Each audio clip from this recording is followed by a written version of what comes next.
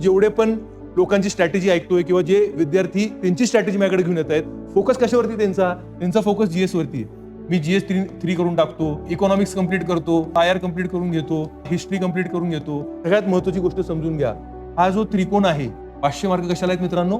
ऑप्शनलला आहेत.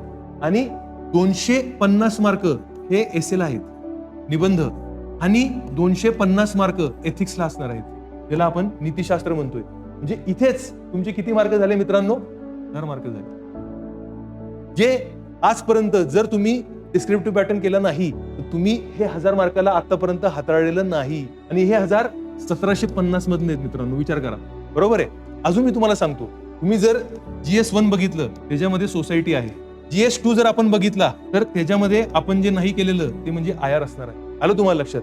आपण जर GS3 बघितला तर डिझास्टर मॅनेजमेंट, इंटरनल सिक्युरिटीचा एक घटक असणार आहे. एक महत्वाचा घटक सायन्स अँड टेक्नॉलॉजी आहे. आता हे सगळं जर आपण ऍड केलं तर दिस इज गोइंग टू गो 1300+ होणार. इथं GS1 मध्ये मी अजून आपलं वर्ल्ड हिस्ट्री तर ऍड केलंच नाहीये, किंवा पोस्ट इंडिपेंडन्सचा इतिहास अभ्यास केलाच नाहीये, किंवा थोडंफार ज्योग्राफीमध्ये वर्ल्ड ज्योग्राफी जे आहे तो वेगळा पण आहे. म्हणजे हे 1300-1400 मार्क 1750 मध्ये तुम्ही काय करणार आहे आता? इकॉनॉमिक्स. तुम्ही काय करणार आहे आता? नॉर्मल तुमचं हिस्ट्री. तुम्ही ज्योग्राफी करणारे अभ्यास, तुम्ही पॉलिटिक्सचा अभ्यास करणारे, ते क्लास लावून तुम्हाला काय फायदा? समजून घ्या तुम्हाला मार्क कुठे आहेत आणि तुम्ही फोकस कुठं करताय, एनर्जी कुठं लावताय तुम्ही.